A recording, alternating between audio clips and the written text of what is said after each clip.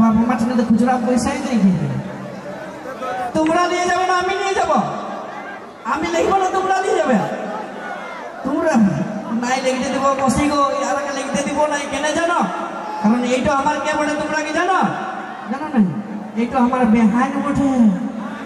এখনো চিলাপুলা হয় নাই আগে চুপাই রেখে দিয়েছি যে তোমার বেটা হোক আর পিটি হোক আমার বেটা পিটির সঙ্গে বিয়া দিব কেন বলো না পরে এরকম বেহাইন আর পাবো না কারণ আমার বেহাইনটা চিংচিঙা আছে না গায়ে বেহাইনটা